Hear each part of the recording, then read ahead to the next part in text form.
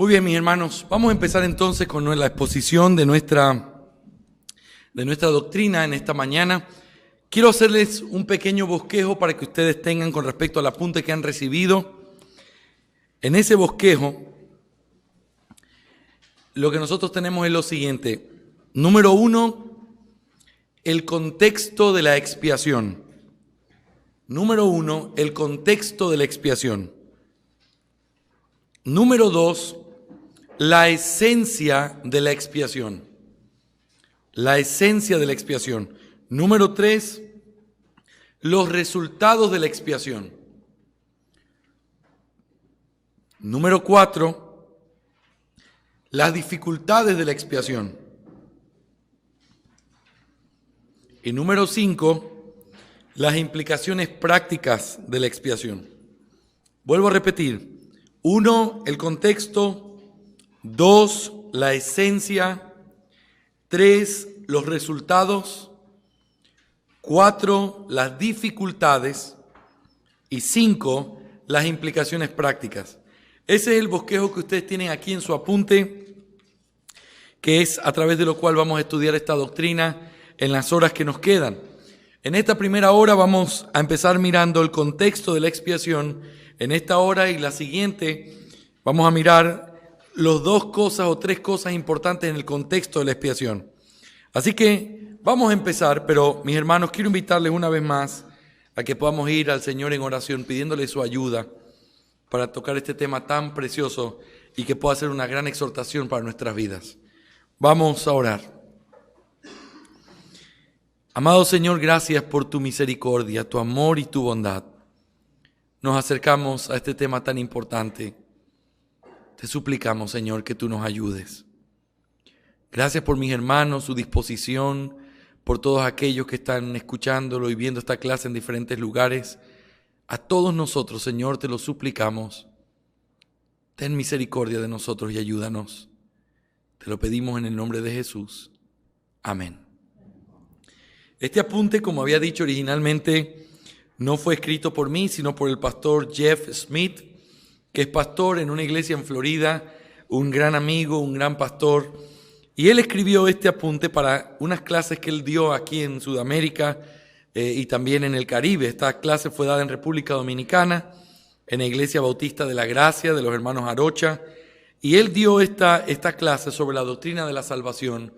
Nosotros la recibimos hace unos años atrás. Esta doctrina fue impartida por unos pastores de Colombia.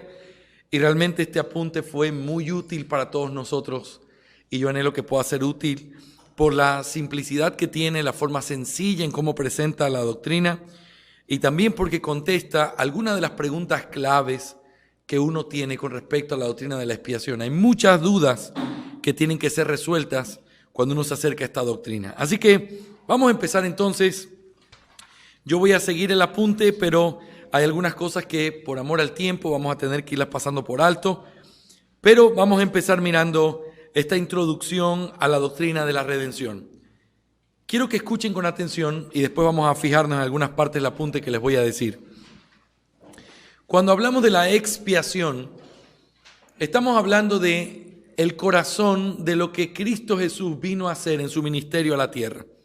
Mis hermanos, Dios no es un Dios que simplemente pasó por alto el pecado del hombre diciendo, miren, yo soy Dios y determino que simplemente voy a pasar por alto al culpable. Porque yo quiero, este culpable voy a decir que es inocente. Dios no hizo eso. Porque la gran pregunta o el gran conflicto cósmico que hay es, ¿Dios cometió una injusticia al pasar por alto los pecados de los hombres y simplemente decir que ahora son inocentes? ¿O qué fue lo que hizo? ¿En qué consiste esta expiación? Bueno, esto tiene que ver con que Dios hizo justicia. El sacrificio de Cristo fue un sacrificio justo, porque Él se hizo pecado y fue tratado como pecado en la cruz. Y a través de eso Él hizo expiación por el pecado. Ahora, todos los cristianos, todos en el mundo, amamos esta doctrina y la sostenemos y creemos en la expiación de Cristo, porque es la única forma en que los hombres pueden ser salvos. Sin embargo, con respecto a la expiación, hay diferentes posiciones que la gente ha tenido, tanto en en qué consistió la expiación, como también cuál es el alcance de la expiación. Y nosotros vamos a tratar de resolver esta pregunta a través de esta clase, pero en primer lugar quiero poner en la mente de ustedes cuáles son estas dos posturas que hay con respecto a la expiación. Quiero que miren conmigo en la página segunda de la introducción. Dice en el primer párrafo: primero, están aquellos que creen que la muerte de Cristo no fue una expiación suficiente para salvar y limpiar a todos los hombres. Es decir, que no asegura infaliblemente la salvación de ningún pecador, sino que hace la salvación posible para cualquier pecador, dependiendo de qué quiera hacer el pecador con la muerte de Cristo. Esta visión de la muerte de Cristo hace que la salvación sea posible para cualquier persona, pero no asegura la salvación de nadie. De acuerdo a esta visión, la efectividad de la muerte de Cristo en traer salvación a los pecadores no es determinada por el poder en conexión a la expiación, sino en efectividad es determinada por la voluntad del hombre. La voluntad del hombre la hace efectiva, o por otro lado, la voluntad del hombre la hace inefectiva. Y en realidad la hace inefectiva para muchas de las personas por las cuales Cristo murió. Aún es concebible que la expiación no salvara a nadie, porque el hecho de que salve o no depende de la voluntad del hombre. Esta visión se la llama la doctrina de la expiación general. Subrayen ese nombre, expiación general. La expiación de Cristo, eso significa que la expiación de Cristo es suficiente para que cualquier hombre sea salvo, pero no asegura la salvación de ninguno. Voy a volverlo a repetir con mis propias palabras para tratar de explicarlo. Cuando uno habla de la expiación, hay unos que sostienen una posición llamada la expiación general. ¿En qué consiste? Dice algo como esto: Cristo murió por todos los hombres, pero aunque Cristo murió por todos los hombres, la salvación de los hombres no es efectiva sino hasta que el hombre cree. Y si el hombre no cree, aunque Cristo haya muerto por él, igual ese hombre se va a perder porque no fue efectivo ese sacrificio para él, porque él no creyó. Ahora, en esta posición es, por cierto, la posición más conocida y más sostenida en el mundo evangélico. Dicen que Cristo murió por todos los hombres, pero al mismo tiempo dicen que no murió para asegurar la salvación de nadie en específico, sino como de abrir la oportunidad de que cualquiera pueda ser salvo siempre y cuando crea. Esta posición está en contraposición con la posición reformada, que es la posición llamada la expiación definida o la redención particular. Miren lo que dice el apunte. Este punto de vista está de acuerdo con el primero en el sentido de que algunos no serán salvos y se perderán, pero sí afirma que la muerte de Cristo de seguro es una expiación para que algunos sean salvos de sus pecados y asegura la salvación de todos aquellos por quienes Cristo murió. No es una expiación por todos los pecados de la raza humana, sino que solamente es una expiación para salvar específicamente los pecados de los elegidos. En otras palabras, asegura la salvación de los elegidos y solamente de los elegidos. A esta doctrina también se la llama la doctrina de la expiación limitada, pero esta terminología puede ser malentendida. La segunda posición, que es la posición que sostenemos, es la que se conoce como la redención particular o una expiación que es definida. No es general, sino particular. No es general, sino específica. Ahora, ¿en qué consiste? Consiste en que la muerte de Cristo, aunque tiene el poder para salvar a todos los hombres, el propósito por el cual murió fue para salvar eficazmente a aquellos por quienes murió. En esta posición, lo que se ve diferente es la efectividad que descansa sobre la muerte de Cristo, la cual no está basada en si los hombres creen o no, sino en el hecho de que cuando Cristo murió, murió para ser efectivo y eficaz la salvación de aquellos por quienes murió. Ahora, se ha llamado a esta segunda posición la expiación limitada, pero la palabra limitada tiene algunos problemas y permítanme explicar por qué. Porque en un sentido, los dos puntos de vista, tanto la expiación general como la expiación o la redención particular, los dos puntos de vista limitan algo. En el caso de la redención general o de la expiación general, lo que ellos limitan es el poder del sacrificio de Cristo. Porque ellos dicen, Cristo murió, hizo todo lo que tenía que hacer, pero no puede salvar a menos que alguien crea. Y entonces, aunque en el sentido del propósito ellos dicen, esta redención es para todo el mundo, es general, no tiene límites. Sí tiene límites en lo que tiene que ver con el poder, porque ellos dicen, siempre y cuando la gente crea, es que el sacrificio de Cristo se hace efectivo o no. En la otra posición, la posición reformada de esto, la expiación definida o particular, también se limita a algo, y lo que se limita es el propósito de la muerte de Cristo. En la expiación universal, la idea es que Cristo murió por todos los hombres. Y entonces, en ese sentido, su propósito es ilimitado. En esta otra posición, Cristo murió por su pueblo, por lo tanto, el propósito es limitado. Pero el poder, en este punto de vista, es completamente ilimitado. Es decir, es la inversa del primer punto de vista. Según este punto de vista, la redención particular o definida, Cristo murió solo por algunos hombres, pero en esos hombres su muerte es completamente eficaz. Es decir, Él no vino a hacer posible su salvación, Él lo salvó. Él no vino a crear una puerta abierta, Él vino a pagar eficazmente por esos pecados. Así que esas dos posiciones son las que hay, o las más importantes dentro de esta posición, y nosotros vamos a tener que estudiar para poder entender cuál es la posición que se apega a las Escrituras. Nosotros, como ya les he dicho, vamos a demostrar bíblicamente que la expiación es una expiación limitada en su propósito, pero ilimitada en su poder. Y vamos a tratar de mostrar a través de diferentes perspectivas y diferentes doctrinas cómo es que esto se lleva a cabo. Quiero que vayamos rápidamente a la manera en la que vamos a abordar la pregunta sobre la extensión o por quiénes murió Cristo. En primer lugar, hablemos con respecto a nuestra actitud. Al abordar esta pregunta, debemos hacerlo con precaución y humildad. Al contrario a una actitud de arrogancia. Aunque estemos dispuestos a aprender de los hombres, no debemos llamar a ninguno de los hombres maestro. Debemos acercarnos a este tema solo con las Escrituras como nuestra única autoridad.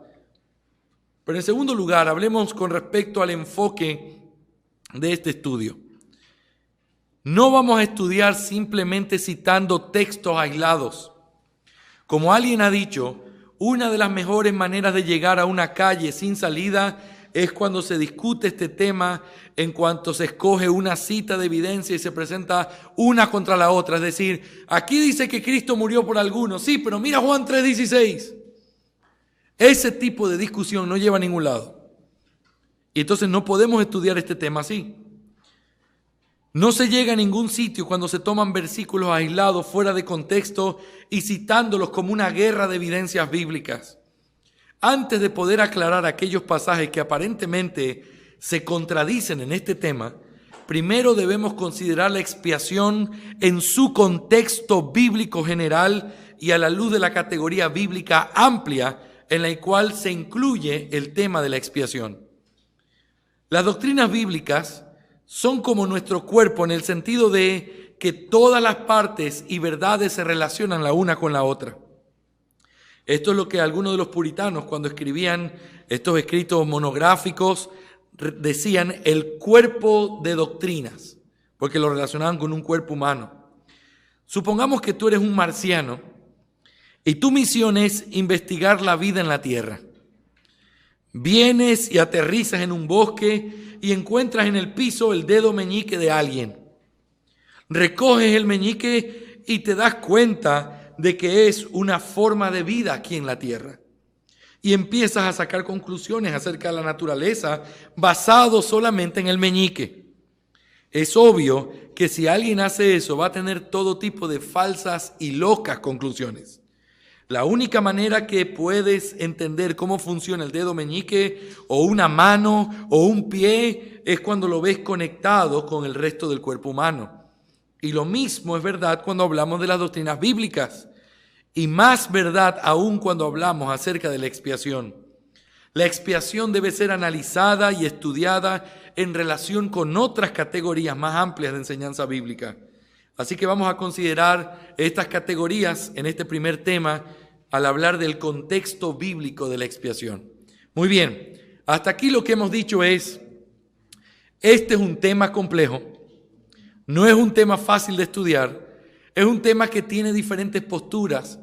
Hay una lucha interminable de personas guerreando texto contra texto. Mis hermanos, así no se estudia la Biblia. Porque tú no puedes decir, sí, yo sé que ahí dice que Él murió por algunos, pero mira este que dice que murió por todos. No, es que no tienes que elegir entre el uno y el otro. Todo lo que dice la Biblia es verdad. La pregunta es, pero si la Biblia está diciendo eso ahí y tú estás diciendo que eso no es, entonces explícame qué es lo que quiere decir. Pero no es citar Juan 3:16 para tratar de explicar que Cristo murió por todos los hombres. Porque es evidente que hay textos que parecieran decir que el sacrificio de Cristo fue por todos. Y tenemos que ser sinceros en estudiarlo correctamente. Pero por otro lado, no se puede simplemente ignorar que hay textos muy claros donde se nos dice que Cristo murió por su pueblo y no por el mundo. Así que esto no se trata de sacar texto contra texto, sino de estudiar la doctrina en conexión y en contexto con otras doctrinas de la palabra de Dios. ¿Me hago entender? Y luego que entendamos eso, vamos a tratar de dar respuesta a los textos que parecieran ser un desafío para la posición que uno toma. Así que creo que esa es la forma correcta de estudiar y el hermano Jeff Smith lo hace de una manera muy apropiada en este apunte. Así que vamos a comenzar en primer lugar mirando el contexto bíblico de la expiación. Y vamos a hablar del consejo eterno de redención.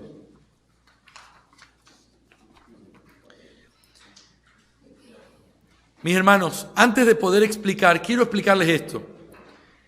La doctrina de la expiación no está desconectada o aislada de otras doctrinas bíblicas. Y por eso vamos a tener que estudiar 3 doctrinas bíblicas de manera sencilla, muy fácil, pero para entender que la expiación no es simplemente algo que surge de la nada. La expiación, hemos dicho, tiene que ver con el sacrificio de Cristo, ¿sí o no? ¿Es así o no? Ahora, si la expiación tiene que ver con el sacrificio de Cristo, la pregunta es esto: ¿y por qué Cristo vino a hacer un sacrificio? Tenemos que contestar esa pregunta. Bueno, lo que pasa es que Cristo vino a hacer ese sacrificio porque Él dijo que venía a cumplir una obra que se le había encomendado, ¿sí o no? Yo no he venido a hacer mi obra, sino la obra del que me envió. Y esta es la obra, que de los que me dio no pierda ninguno. Y esta es la obra, que dé mi vida y que después la vuelva a tomar, ¿sí o no? Eso no viene desconectado ni surge simplemente de algo que surgió en el momento. Es en base a la obediencia a un plan que fue determinado. Por eso no se puede estudiar el sacrificio de Cristo sin estudiar dónde fue que se determinó que se tenía que hacer ese sacrificio. Y por eso el primer tema que tenemos que considerar, y es el que vamos a considerar en el resto de esta hora, es el consejo eterno de redención. Vamos a leer juntos y vamos a ir saltando algunas partes. ¿Estamos todos ahí en el apunte? Introducción. Lo que queremos considerar en esta sección es que la expiación está conectada y surge de un pacto eterno entre las 3 personas de la Trinidad.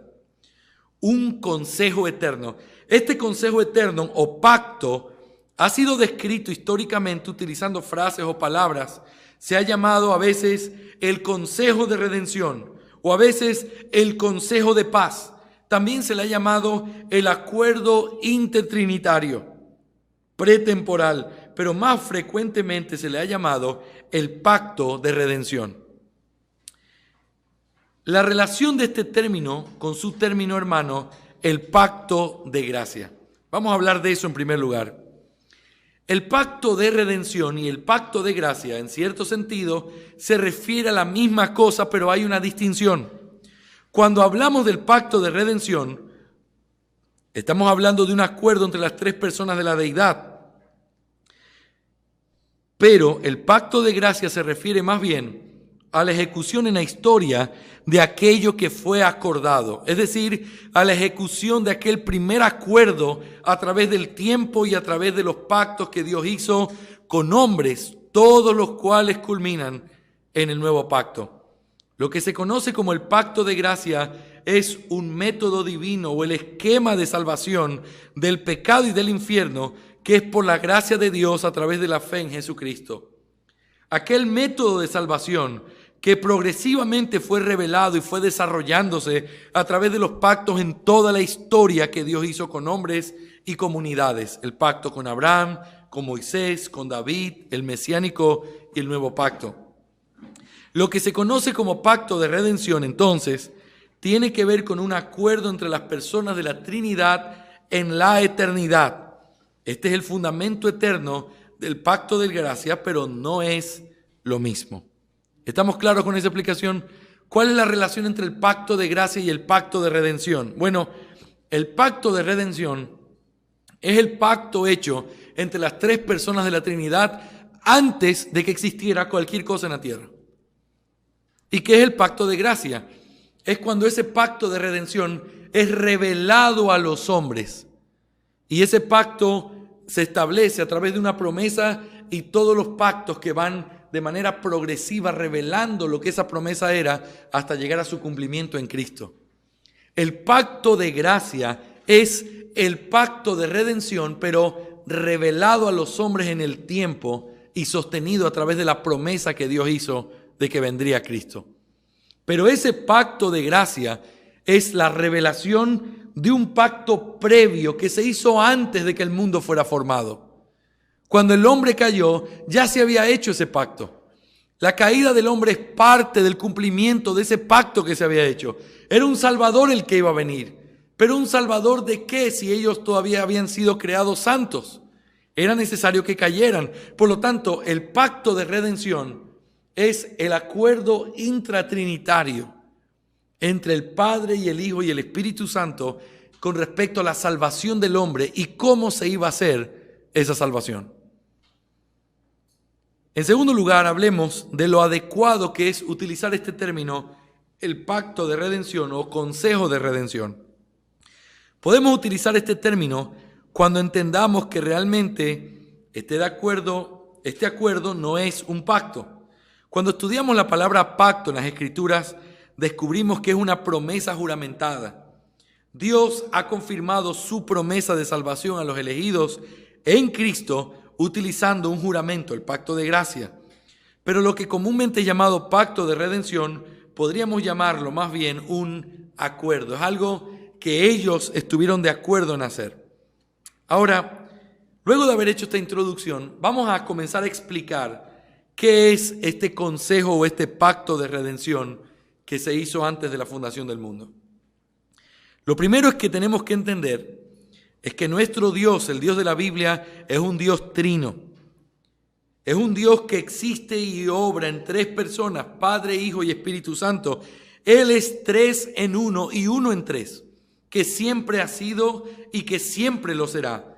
Y como un Dios en tres personas en esta deidad, hay una unidad perfecta de mente, una unidad perfecta de voluntad y una unidad perfecta en propósito. El diseño y el propósito de una de las personas es el reflejo del diseño y propósito de la deidad completa. Las tres personas de la Trinidad no diseñan, no planifican ni obran con propósitos diferentes. Como si dijéramos que el Padre tuviera un propósito y el Hijo otro y el Espíritu Santo otro. No, el pensar algo así es blasfemia y una negación de la doctrina de la Trinidad. En este mismo Dios trino que en la eternidad se propuso crear, Él permitió el pecado y también se propuso redimir para sí un pueblo dentro de la humanidad caída de la descendencia de Adán. Nada de esto fue un pensamiento subsecuente en la mente del Dios Trino. En otras palabras, sea lo que sea que el pueblo de Dios recibe en el tiempo, fue concebido en la mente y en el propósito de Dios desde antes de la eternidad. 2 Timoteo 1:9 utiliza la frase antes de los tiempos de los siglos. El apóstol Pablo dice que en relación con aquellos que son cristianos, algo ha sucedido en nuestras vidas. Hemos sido llamados y hemos sido salvados. Es algo que ha sucedido a través de nuestra experiencia y vida y nuestra propia historia. Pero Pablo afirma que estas cosas nos han sucedido en nuestras vidas no porque están basadas en algo que nosotros hicimos en el tiempo para poder traer sobre nosotros estas bendiciones. Lo que hemos recibido en el tiempo es una transcripción de lo que Dios se propuso en Cristo Jesús antes de la fundación del mundo. Es decir, que todo lo que el pueblo de Dios recibe a través del tiempo es el resultado de lo que ya fue concebido desde la eternidad en la mente y el propósito del Dios Trino. Amén.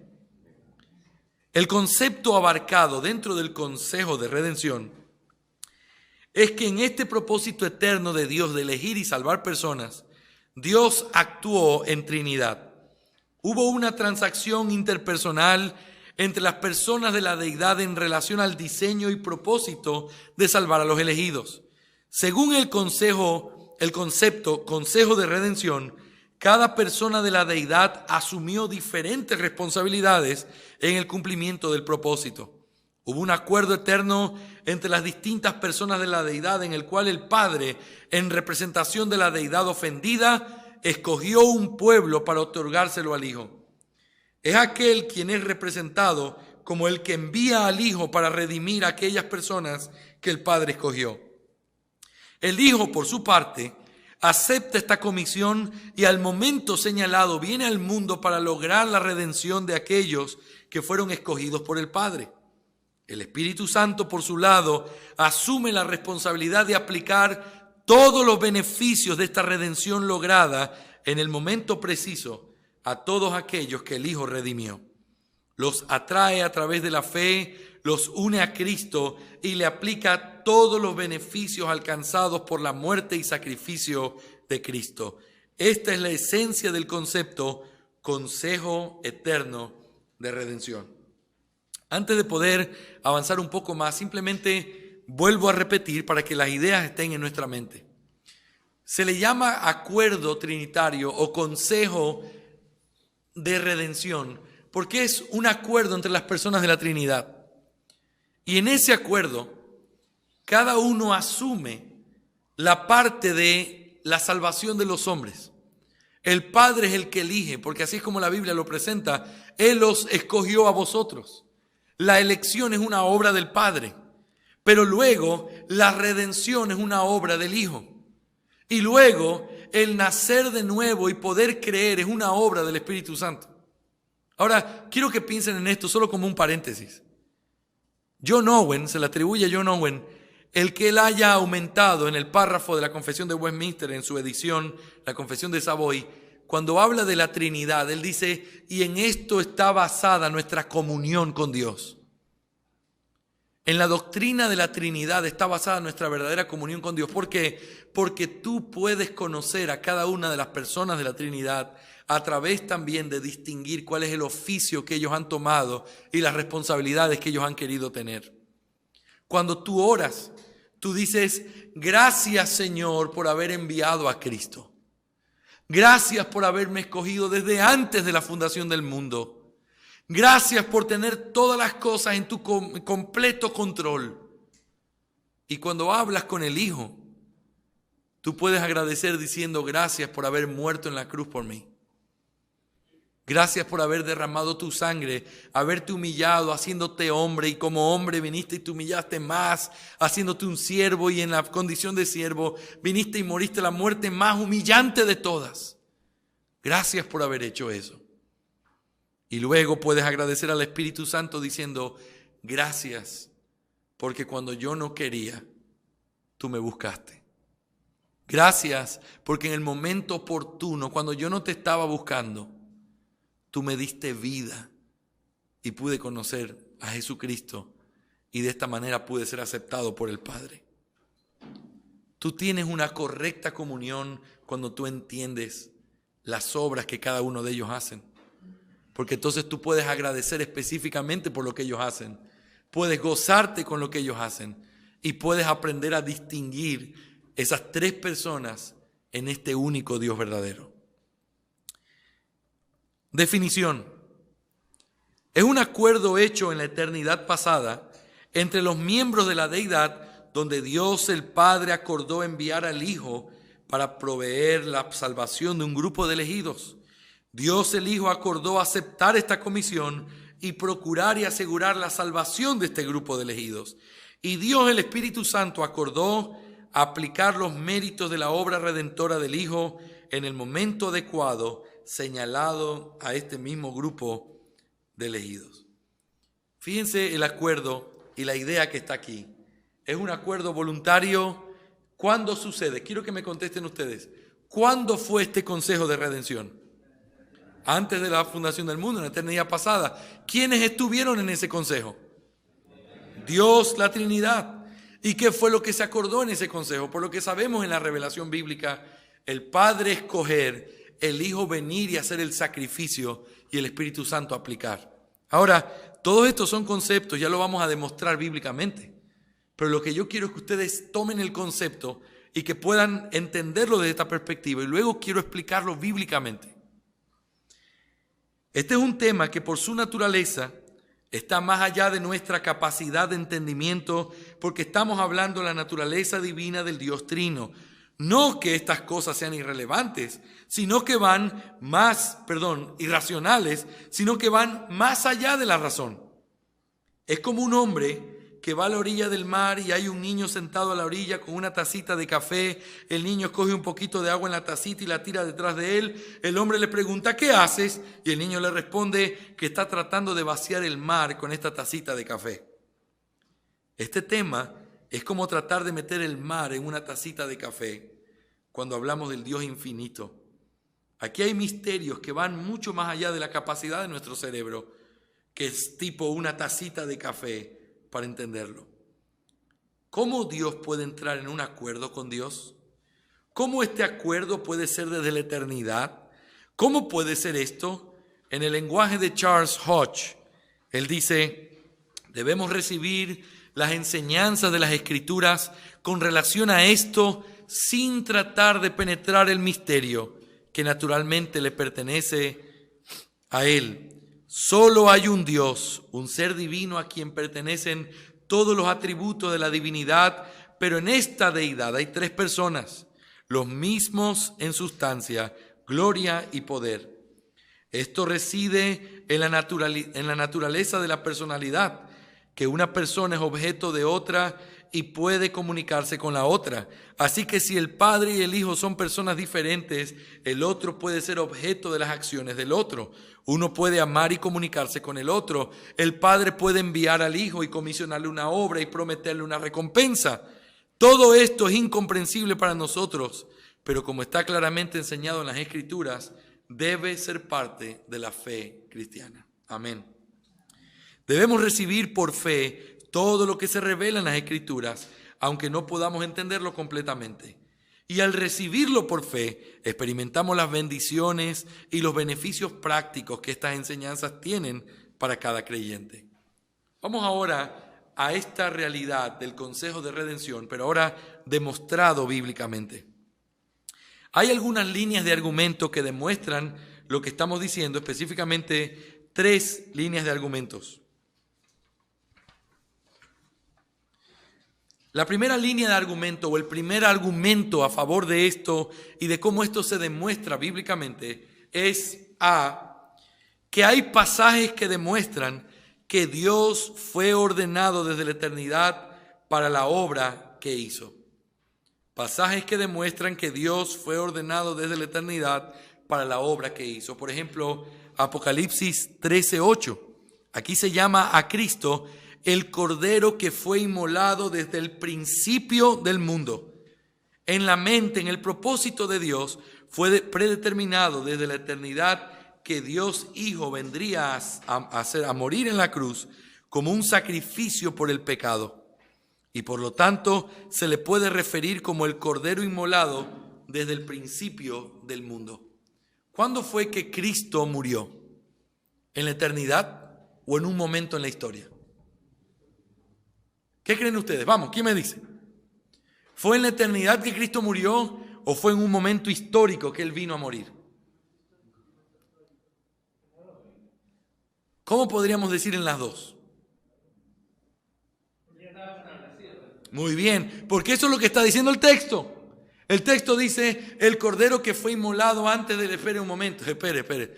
No, inmolado fue en el año 33 después de Cristo. No sabemos exactamente qué año fue. Pero fue un momento de la historia. Fue un día específico. Él murió en la historia de los hombres. Pero como fue ordenado desde antes de la fundación del mundo, en la mente de Dios, Él es el Cordero inmolado desde antes de la fundación del mundo. ¿Por qué? Porque aunque Él murió en un día específico, Él nació con el propósito de cumplir lo que se había determinado antes de la fundación del mundo. ¿Me hago entender? Primera de Pedro 1, 18 al 20, se nos dice que Dios Hijo había sido destinado desde antes de la fundación del mundo. Este pasaje habla de que Cristo fue destinado de alguna manera y por alguien. Dios, el Hijo, fue destinado, señalado por alguien para hacer una obra en el tiempo. Entonces, la pregunta que hacemos es, ¿quién lo predestinó para hacer esto?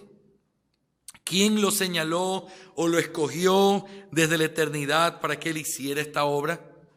¿Ven? Así que la primera línea de argumento es los pasajes que nos enseñan que hubo algo que fue establecido antes de la fundación del mundo y que iba a ser hecho en el tiempo, y esos pasajes están claramente ahí. En segundo lugar, la segunda línea de argumento, los pasajes en los cuales Cristo sobre la tierra habla de una previa comisión que recibió del Padre a la cual Él estaba obligado a cumplir. Juan 6:36. Aquí Jesús está hablando a los judíos que le habían rechazado y dice, vosotros no creéis. Pero luego el Señor Jesucristo consuela su alma con la realidad y asegura de aunque estas personas no creen, que el Padre le dio un pueblo y que en el momento señalado creerían. El versículo 37 dice, todo lo que el Padre me da vendrá a mí, y el que a mí viene no le echo fuera. Noten el orden.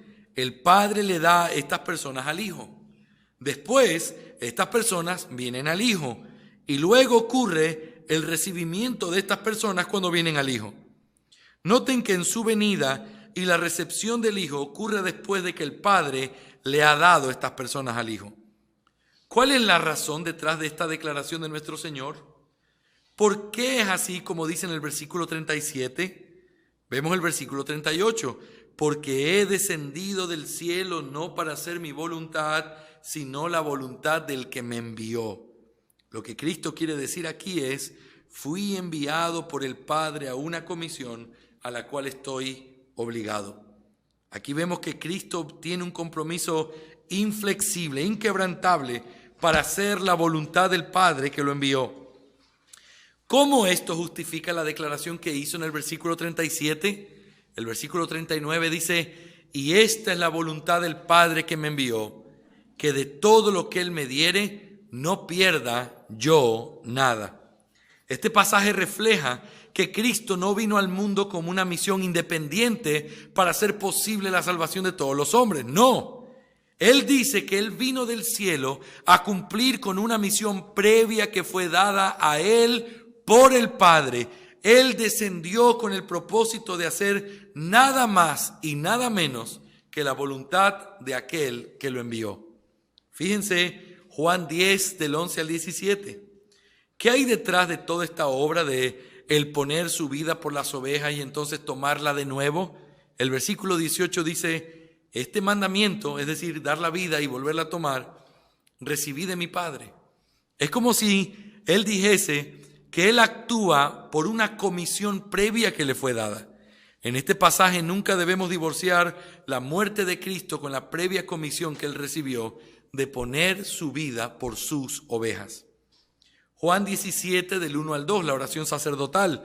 Noten que Jesús no dice, les has dado potestad sobre toda carne, para que algunos hipotéticamente puedan tener el potencial de ser salvos. Como si dijese, para que fuese posible el ser salvos. Esto es lo que realmente dice. Le has dado potestad al Hijo sobre toda carne para que dé vida eterna a todos los que le diste. Él afirma que el Padre le ha dado autoridad para dar vida eterna a todos los que Él le dio. En los versículos 3 y 4 es como que si Cristo dijera, Padre, me mandaste al mundo a hacer una obra y ahora que estoy en el momento de sacrificarme por el pecado, he terminado la obra que me mandaste a hacer.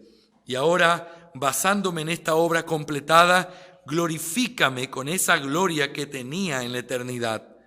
Aquí vemos que el Señor Jesucristo estaba consciente de la gloria que le pertenecía antes de que el mundo fuese. Y que Él estaba consciente de que el Padre lo mandó al mundo con una obra específica y basándose en que había cumplido en esta obra, Él somete este reclamo. Dame la recompensa porque he completado la obra que me mandaste. Esta recompensa es la exaltación de su naturaleza humana, su glorificación. Es como si dijera, Padre, aquí están los términos del acuerdo por el cual yo vine a la tierra y completé una obra específica. Padre, yo cumplí mi parte, ahora oro para que tú completes aquello que te has comprometido a hacer, que es glorificarme a mí. Versículo 24, Él ora por la glorificación de aquellos que el Padre le dio. Padre, quiero. Esto no es una oración de humildad. Él está diciendo, esto es lo que a mí me pertenece, es mi derecho. Padre, he terminado la obra que me diste a hacer. En base a esto, glorifícame como has prometido hacer y basándome también en el hecho de que completé la obra que me mandaste a hacer, aquellos que me has dado, quiero que donde yo estoy, también ellos estén conmigo. Estos pasajes son suficientes para poder ver que Jesucristo en su obra salvífica estaba actuando bajo una previa comisión que el Padre le había dado, a la cual Él estaba obligado. ¿Qué nos dice esto? Nos lleva a aceptar que había un consejo antes del tiempo, que había un acuerdo eterno entre las personas de la deidad. Así que la primera línea de argumento nos muestra, hablando de Dios el Hijo, como cumpliendo algo que se le había otorgado antes de la fundación de los tiempos. En segundo lugar, vemos a Cristo en la tierra como alguien que vino a cumplir la voluntad que se le había dado o se le había entregado para cumplir.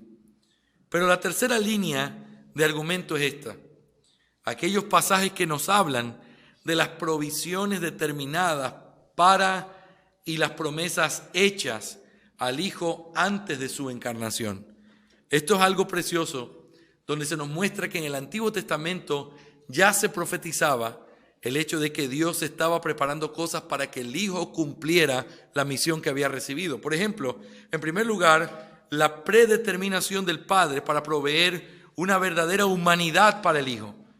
Este texto está en Juan 46 al 8. ¿Quién está diciendo esto? Vamos a leerlo para que podamos tener el contexto bíblico. Salmos 46 al 8.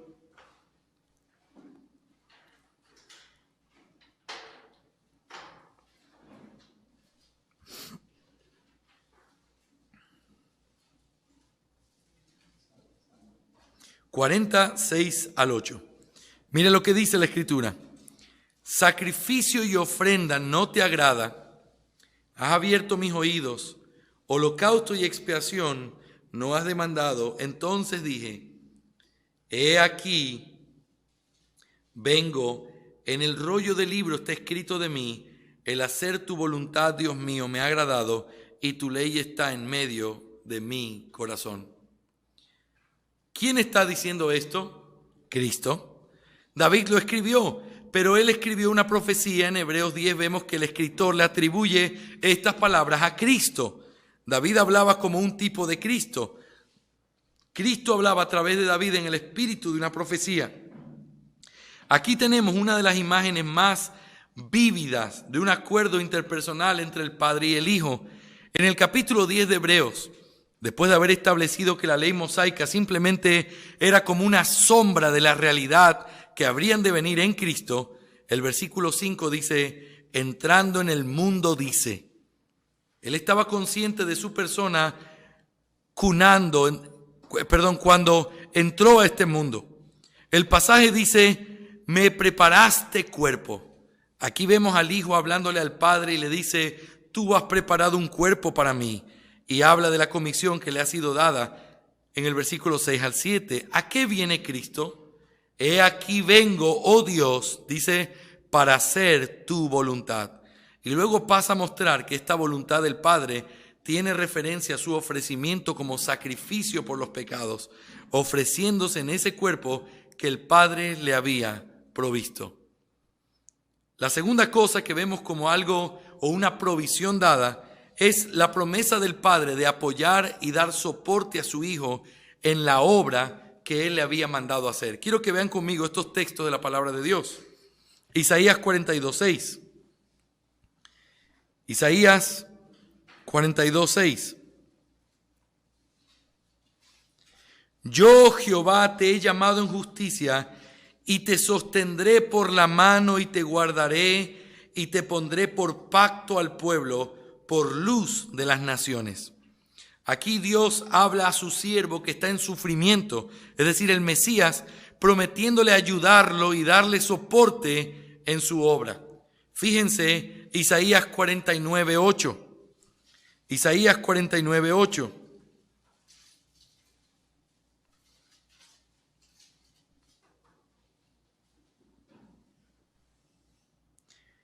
Así dijo Jehová, en tiempo aceptable te oí y en el día de la salvación te ayudé y te guardaré y te daré por pacto al pueblo para que restaures la tierra, para que heredes asoladas heredades. Estas son promesas del Padre al Hijo en referencia a su obra y en su papel de Dios hombre, de Redentor. Promesas que fueron hechas antes de la encarnación. Y hay una promesa, en esta promesa, Él iba a estar ayudándolo, apoyándolo y sosteniéndolo. En tercer lugar, también está la promesa de recompensar la obediencia personal y el éxito de la obra salvífica que Él iba a hacer. Fíjense Isaías 52:13. Isaías 52:13.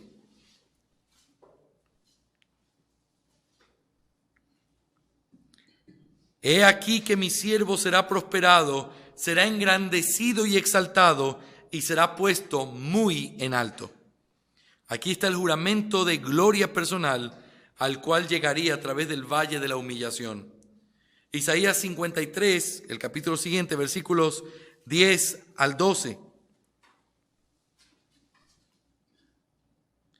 Con todo esto Jehová quiso quebrantarlo, sujetándole a padecimiento. Cuando haya puesto su vida en expiación por el pecado, verá linaje, vivirá por largos días, y la voluntad de Jehová será en su mano prosperada. Verá el fruto de la aflicción de su alma y quedará satisfecho. Por su conocimiento justificará mi siervo justo a muchos y llevará las iniquidades de ellos. Por tanto, yo le daré parte con los grandes y con los fuertes repartirá despojos. Por cuanto derramó su vida hasta la muerte y fue contado con los pecadores, habiendo él llevado el pecado de muchos y orado por los transgresores. Aquí tenemos la promesa de una salvación exitosa y la gloria personal que Dios promete darle al Hijo por completar su obra. Particularmente para mí, este es el texto que realmente me ayudó a entender esta verdad. Verá el fruto de la aflicción de su alma y quedará satisfecho. El fruto es algo específico. El fruto es una realidad, no una posibilidad. El fruto es algo tangible que tú puedes tomar y decir, este fue el resultado. y quedarás satisfecho. Salmo 2, versículo 7. Salmo 2, 7. Yo publicaré el decreto. Jehová me ha dicho, mi hijo eres tú, yo te engendré hoy. Nos lleva al principio, al acuerdo entre las personas de la deidad. En los versículos 7 y 9 vemos al Padre prometiéndole al Hijo una salvación exitosa y la gloria personal. Miren los versículos 7 al 9 de este mismo pasaje. Yo publicaré el decreto, Jehová me ha dicho, mi hijo eres tú, yo te engendré hoy. Pídeme y te daré por herencia las naciones, y como posesión tuya los confines de la tierra. Los quebrantarás con vara de hierro, como vasijas de alfarero lo desmenuzarás. Filipenses 2, del 5 al 11. Filipenses 2, del 5 al 11. Haya pues en vosotros este sentir que hubo también en Cristo Jesús, el cual siendo en forma de Dios no estimó el ser igual a Dios como cosa a que aferrarse, sino que se despojó a sí mismo, tomando forma de siervo, hecho semejante a los hombres, y estando en la condición de hombre, se humilló a sí mismo, haciéndose obediente hasta la muerte y muerte de cruz. Por lo cual Dios también lo exaltó hasta lo sumo y le dio un nombre que es sobre todo nombre, para que en el nombre de Jesús se doble toda rodilla de los que están en los cielos y en la tierra y debajo de la tierra, y toda lengua confiese que Jesucristo es el Señor, para gloria de Dios Padre. Ahora se puede ver claramente la razón de por qué el escritor de Hebreos escribió: por el gozo puesto delante de él, sufrió la cruz. Porque el Padre había hecho juramento solemne. El Padre había prometido al Hijo que por sus sufrimientos todos aquellos que el Padre le había dado serían salvados. Había prometido que el Hijo, al tener su naturaleza humana unida con su naturaleza divina, sería exaltado a la diestra de Dios el Padre en majestad hasta que todos sus enemigos sean puestos por debajo de sus pies. Este fue el gozo que fue puesto delante de Cristo mientras cumplía paso a paso los términos del consejo eterno de redención, y todo culminando en su obediencia hasta la muerte y muerte de cruz. Aunque no se ha mencionado el Espíritu Santo en estos versículos, recordemos que fue el Espíritu quien descendió sobre el Hijo en su bautismo y se dio al Hijo en relación a su naturaleza humana sin medida. Fue el medio que Dios usó para sostener su naturaleza humana en la tarea que le fue dada. Como dicen Hebreos, que a través del Espíritu es que se ofrece a sí mismo a Dios el Padre. Todos estos pasajes forjan sobre nosotros el concepto de un consejo eterno de redención.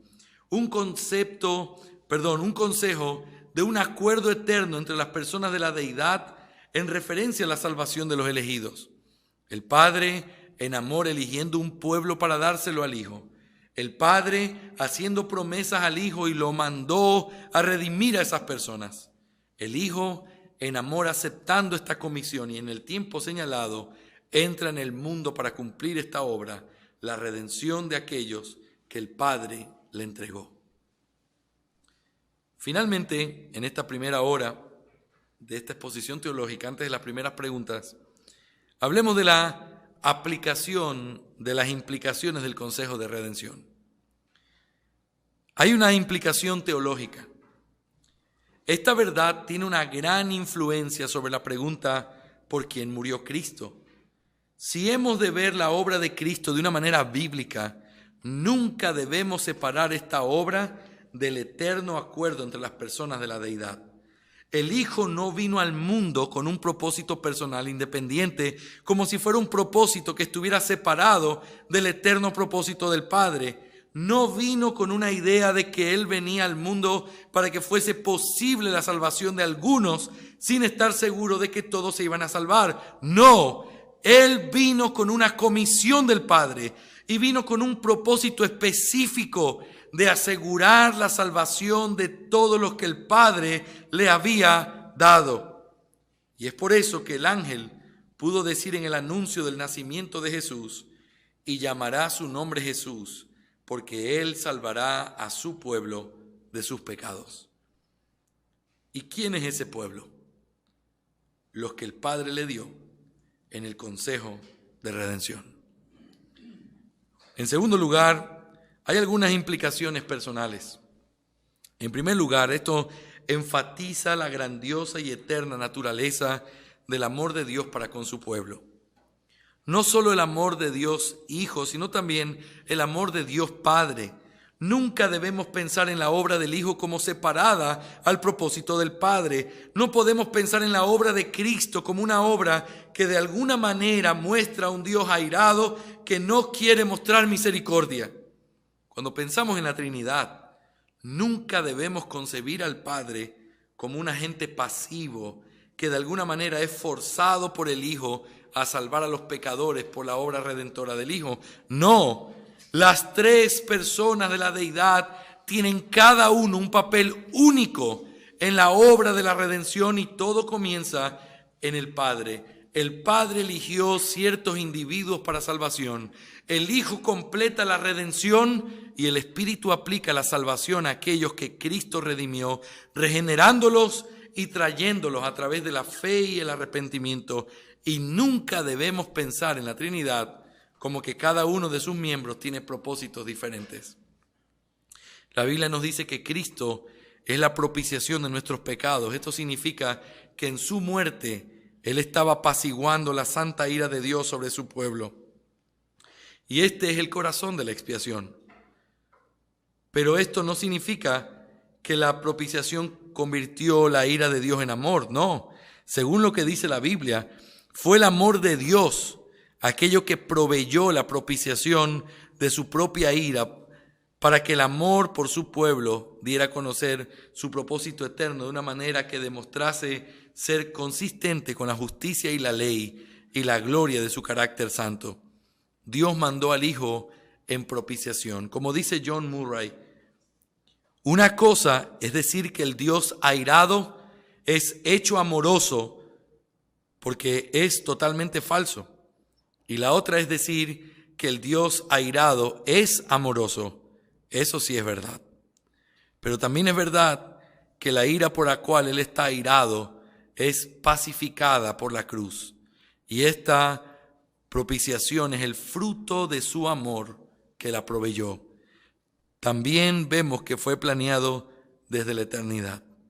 Saber esto, que nuestra salvación fue planeada desde antes de la fundación del mundo, nos debería mover a humildad y asombro. Y en segundo lugar, esto provee la base para la certeza absoluta y la seguridad de nuestra salvación final y completa, de principio a fin.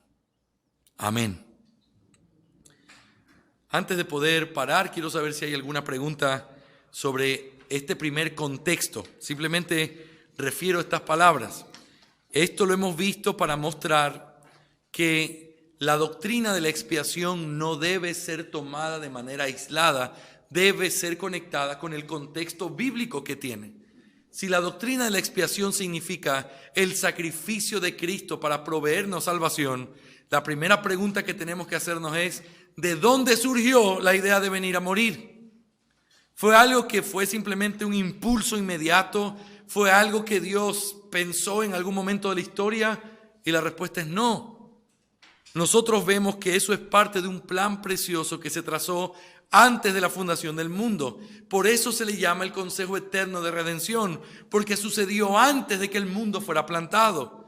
Y cuando eso sucedió, se acordó un plan, el cual el Hijo vino a cumplir. El sacrificio de Cristo, su expiación, no es otra cosa que el cumplimiento de la voluntad del plan que se trazó antes de la fundación del mundo. Eso es lo que Él vino a hacer, eso es lo que Él dijo que venía a hacer y eso fue lo que abiertamente refirió como el propósito de su venida. Yo vine para dar vida y vida en abundancia. Yo vine para que aquellos que me fueron dados no se pierdan. Yo vine para cumplir la voluntad del que me envió y esta es la voluntad del que me envió, que de aquellos que Él me dio no pierda yo ninguno. En San Juan 17, Él dice al Padre, todo lo que me diste los he librado. Y solo dice, menos Judas, porque él era hijo de condenación. pero todos los que me diste y el trabajo que me diste para hacerlo he hecho. ¿En qué consiste ese trabajo? Consiste en un sacrificio. La pregunta es, ¿y cuándo se decidió que tenía que haber ese sacrificio? Antes de la fundación del mundo, por voluntad de su Padre, y Él vino a cumplir esa voluntad. ¿Hay alguna pregunta con respecto a este concepto del consejo eterno de redención como parte del contexto de la doctrina de la expiación? José. Bueno, más que pregunta, es una pequeña confusión se me ha generado. Y lo planteo de la siguiente manera. Si Dios se ha manifestado a la humanidad en las tres personas, donde el Hijo es el mediador desde la eternidad, manifestado en un momento de la historia, entonces podemos decir que antes de la caída del hombre, Jesucristo era nuestro intercesor sin estar en Él. En otras palabras, Cristo siempre ha sido nuestro medio de comunión con Dios. Nosotros vamos a mirar eso en la doctrina siguiente, que es la unión con Cristo. Y en la unión con Cristo lo que vamos a ver es que nosotros le pertenecemos a Cristo desde la eternidad por elección del Padre. Él nos dio, literalmente el Señor dice, los que me diste. La pregunta es, ¿cuándo se los dio? Bueno, antes de la fundación del mundo. Entonces, esos que me diste, eso es la unión que nosotros tenemos con Cristo. Pero esa unión tiene diferentes momentos, por decirlo así. Hay un concepto eterno de esa unión y hay un concepto vital o experimental de esa unión.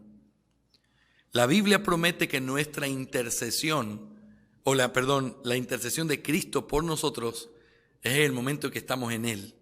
Se está refiriendo a nuestra unión con Él, pero vital o de la experiencia. Nosotros al estar en Cristo, eso es una de las cosas más importantes y lo digo simplemente así. Esa es la razón por la cual el sacrificio de Cristo no es una injusticia, sino un asunto de representación. Hace unos días atrás el pastor Jeffrey Johnson volvió a dar una ilustración que yo me acuerdo la primera vez que la escuché hace más de 6 años y que me impactó. Y él decía, el Padre nos dio al Hijo y entonces el Hijo se convirtió en nuestro representante.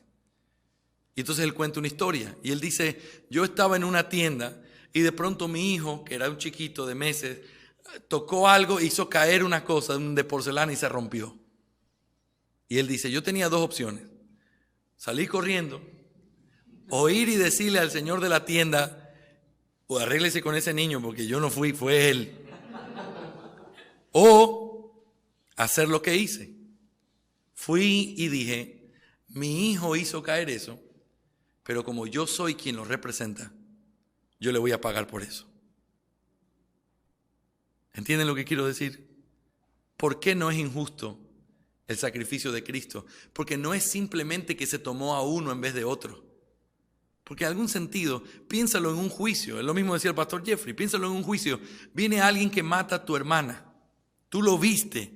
Ese hombre está ahí, está listo para ser culpado. El juez está listo para decirle que es culpable. Pero de pronto se levanta su hermano y dice, no, yo voy a ir preso por él.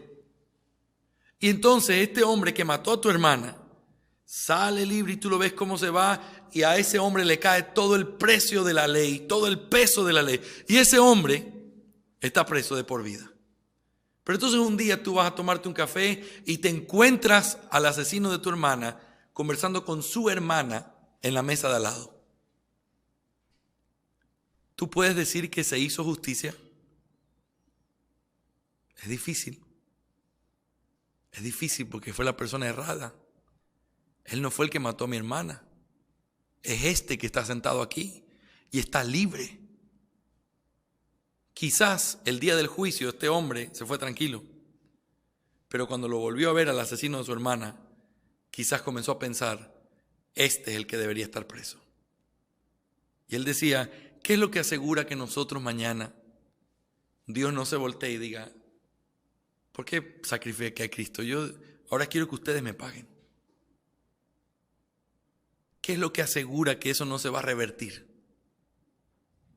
Es el hecho de que se hizo justicia, porque Él era nuestro representante. Él nunca cometió pecado, pero por nosotros fue hecho pecado. Y al hacerlo pecado, porque Él tuvo que afrontar como representante, entonces Él muere por todos aquellos que Él representa. Otra vez, el concepto es limitado, no es universal. Porque no fueron todos los hombres los que se le dieron al Hijo. Y Él claramente dice, los hombres que del mundo me diste, tuyos son. He venido a hacer la obra que me diste, que es que ninguno de los que tú me diste se pierda. Y entonces, Él los recibió, Él los representa. Esa es la unión que Él tiene con ellos. Y cuando Él muere, muere justamente como representante de ellos, porque las culpas de ellos se ponen en su cuenta como cabeza federal. Y ese es el concepto de la salvación en unión con Cristo. Pero ya lo vamos a ver en un minuto más. ¿Sí? Contesté tu pregunta más o menos. Ahora la vamos a ver un poco más detalladamente. ¿Alguna pregunta sobre el consejo eterno de redención, mis hermanos? ¿Duda, pregunta, temor?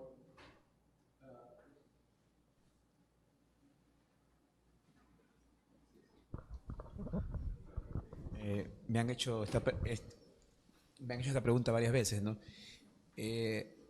Cuando hablamos de que Dios conocía, o sea, conocía a quienes iba a salvar desde que el mundo fuese, antes que el mundo fuese creado, eso no quiere decir que existían con Dios antes.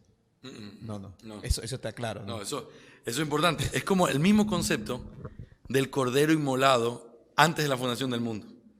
No es que Cristo murió antes de la fundación del mundo. Para poder morir tienes que tener vida en el sentido humana. Él no existía como un hombre antes de encarnarse. Significa entonces que Él no estaba muerto antes de que el mundo existiera. Para poder morir primero tiene que existir un mundo que caiga en pecado y que la muerte sea la consecuencia del pecado, ¿sí o no? Y eso no pasó sino hasta cuando el mundo fue creado y Adán y Eva cayeron en pecado. Es decir, Él es el cordero inmolado desde antes de la fundación del mundo en la mente y el decreto perfecto de Dios, porque todo lo que Él piensa se hace. Y entonces nosotros estamos en su decreto, pero no existimos sino hasta el momento en que nuestra alma existe en la concepción. Nosotros hemos sido escogidos y vamos a ser salvados, pero no somos salvados sino hasta el momento que se aplica la salvación. Entonces está el concepto del decreto, que es perfecto y que se va a hacer, y está el concepto de la parte experimental e histórica. Lo mismo pasa con la unión con Cristo. ¿Estamos unidos a Cristo? No, sí, y ya lo vamos a mirar.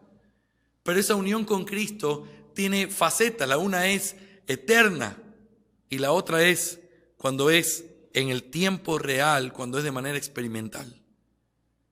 Y cuando uno aprende a manejar esos conceptos, aprende a entender la certeza del plan de Dios. El Cordero iba a morir y por eso se le llama inmolado antes de la fundación del mundo. Los escogidos van a ser salvos porque eso es lo que Dios decretó en su plan, que no hay nadie que pueda detener su mano y preguntarle, ¿qué haces?